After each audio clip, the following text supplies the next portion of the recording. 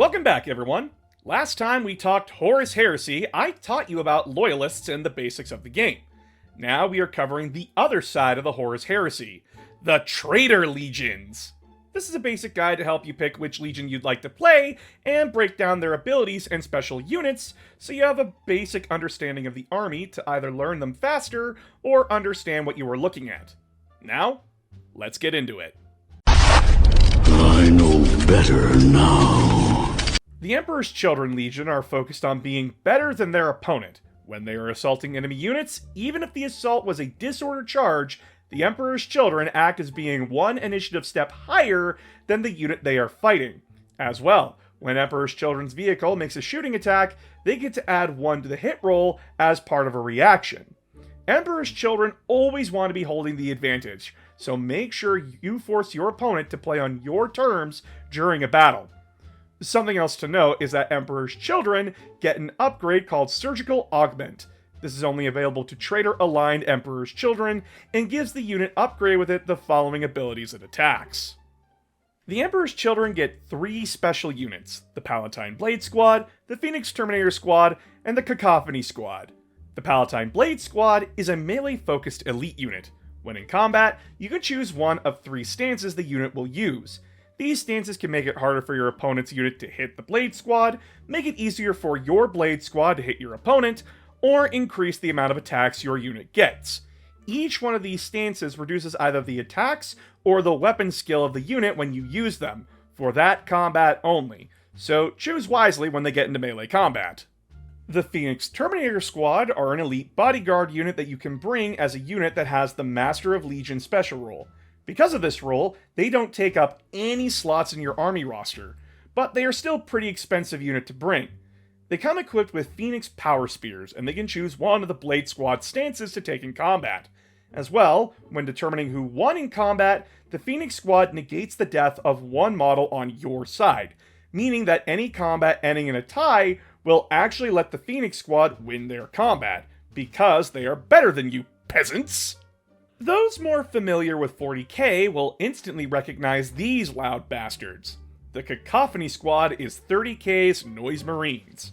These guys are a heavy ranged unit, wanting to focus on pinning the enemy down and scaring them. Their special weapons are named after them, just spelled differently for some reason. The Cacophony gives lots of bonuses to pinning enemy units down and causing debuffs to enemy leadership.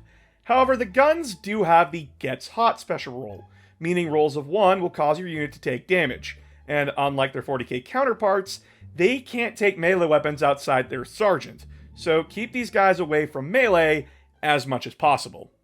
The Emperor's Children army is focused on being better than your opponent's army, whether that be just being better at melee than them, or crippling your opponent's army through their special abilities.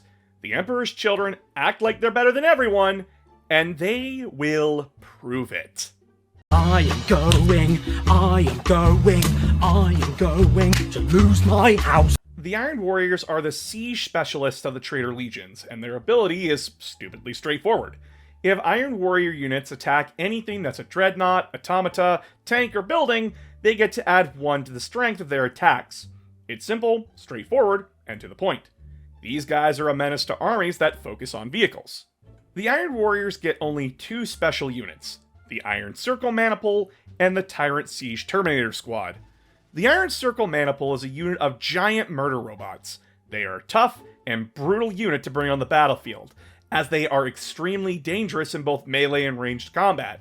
If they are in base-to-base contact, they add 1 to their invulnerable save, and when units charge them, those units are counting as having made a disorganized charge. You will most likely be bringing these guys if you include the Primarch Perturabo in your army, as he gives the unit a 5+ Feel No Pain, and allows them to not take up a slot in your army. They are brutally expensive though to bring. The Tyrant Siege Terminator Squad is a walking, talking missile turret for the Iron Warriors, being equipped with the special Tyrant rocket launchers. These guys ignore the rules for night fighting, and are able to fire their commie bolters and rocket launchers at the same time. As well, unless a unit has the Fear special rule, these guys do not take modifiers to their leadership, making for a tough, hard-hitting ranged unit. They are also an expensive as fuck unit to bring. The Iron Warriors' brutal simplicity may make them unappealing to a lot of people, and their focus on countering armor and fortifications may seem single-minded, but this simplicity means that any armored units your opponents bring will be a piece of cake for them, and allows your Iron Warriors to deal with units that other armies might take a bit longer to deal with. Brutal and practical. What kind of place is this? The Night Lords are a legion made up of cowards, murderers, and criminals. They never want an honorable fight, and will use fear tactics to win. This fits perfectly with their army ability, a talent for murder. When an enemy unit is pinned, falling back, or outnumbered by a Night Lord's unit, the Night Lords get a +1 to wound those units, and can reroll penetration rolls against tanks. There are rules for determining how Night Lords' vehicles treat this rule, and units with bulky also can have the effect on this rule, so be aware of that. The Night Lords get 3 special units: the Kantakar Terminator Squad, the Night Raptor Squad, and the Terror Squad. All 3 of these share Fear 1, meaning that when engaged in combat, enemy units have a -1 to leadership. The Kantakar Squad is the elite Terminators of the Night Lords. They have the choice to bring up to 15 of these guys per unit. However, if you want them as a bodyguard unit, you can only bring max 10 per unit. These guys want to hunt down vehicles and infantry units that aren't in Terminator armor and tear into them as much as possible. The Night Raptor Squad is the vultures of your army, wanting to take advantage of night fighting and find opportune moments to pounce on vulnerable units. Using jump packs to get around, these guys get bonuses to attacking units that are pinned or are falling back. They get +1 to initiative and +1 attacks when doing so.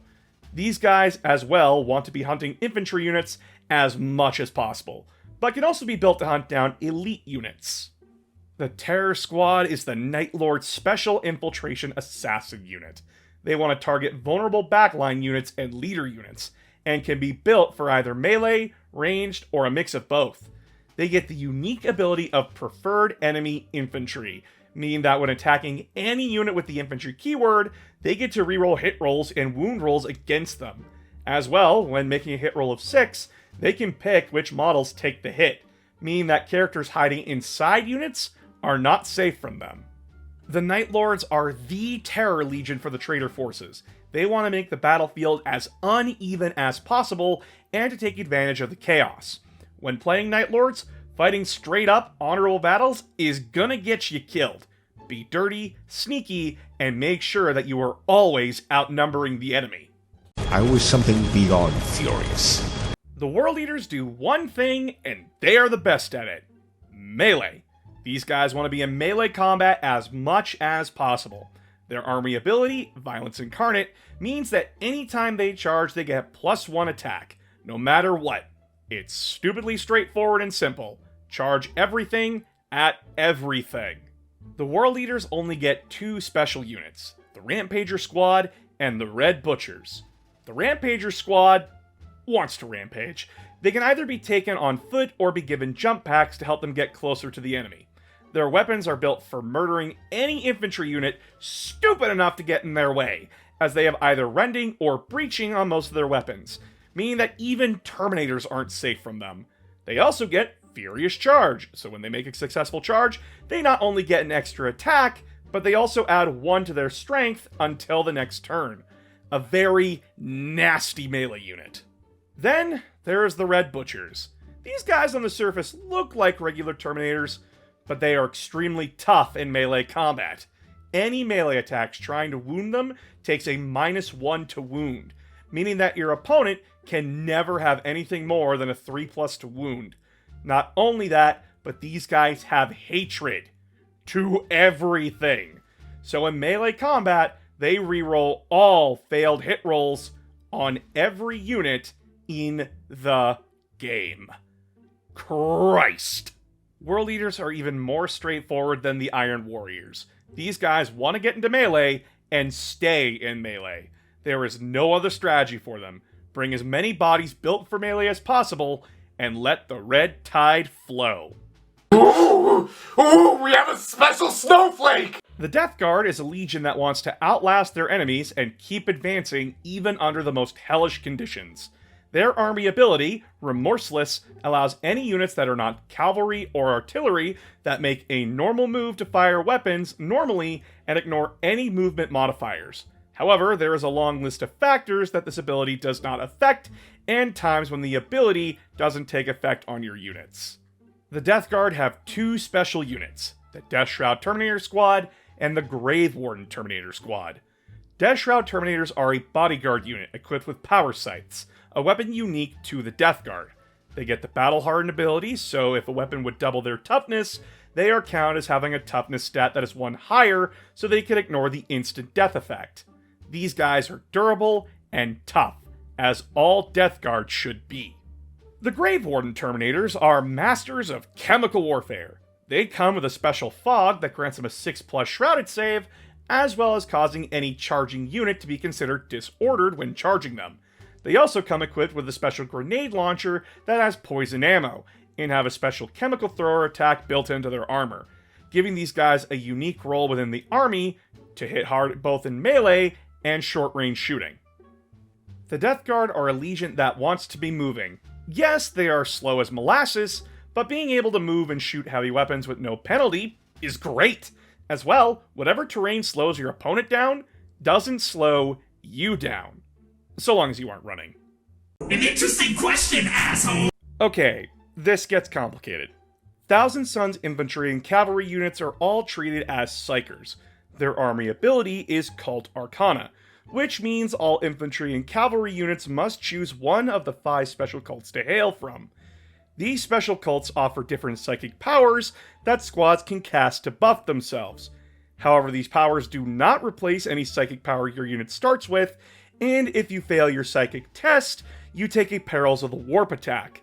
So you must make sure that every infantry and cavalry unit has a cult they hail from before a game begins. The Thousand Sons have 4 special units, the Castellax Achaea Automata, the Contemptor Osiren Dreadnought, the Kenetai Occult Cabal, and the Sekhmet Terminator Cabal. The Castellax Achaea Automata are psychic robots that, although they don't get access to cult powers, they do get a special claw weapon that allows you to make a psychic test.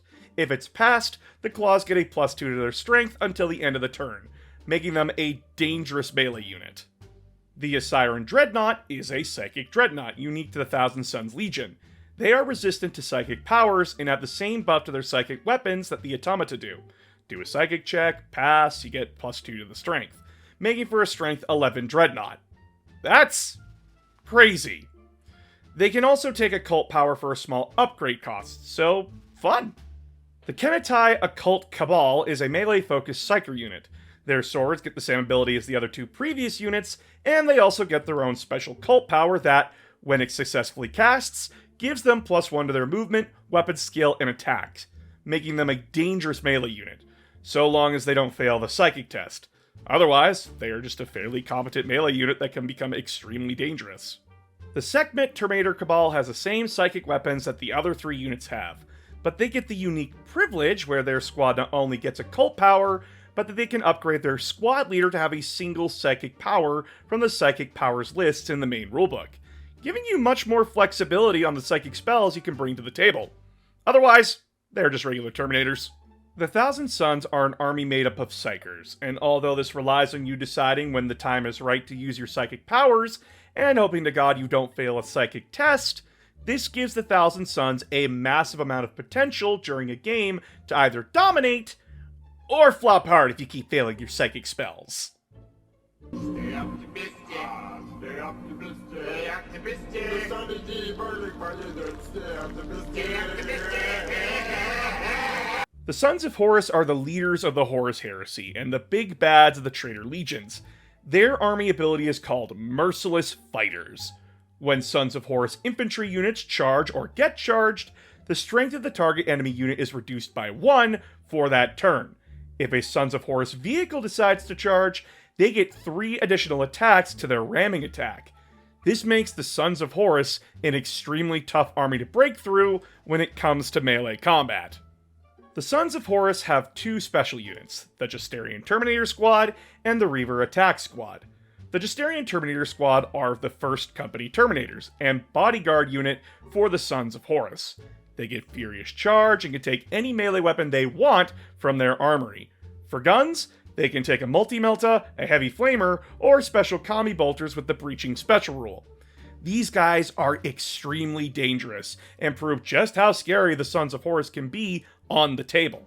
Reaver Attack Squads are the elite melee squad of the Sons of Horus. They get precision shooting and melee attacks, counterattack, which gives them an extra attack if they are charged, and like the Justerian Terminator Squad, can take any melee weapon they want within their armory, making these guys a go-to melee unit if regular Despoiler squads aren't cutting it for you.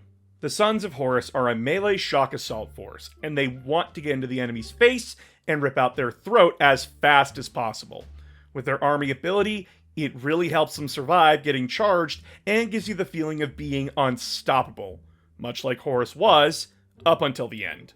Join the occult, Dad! The Word Bearers are the religious zealots of the Traitor Legions, being true believers in the cause, making them braver than the rest.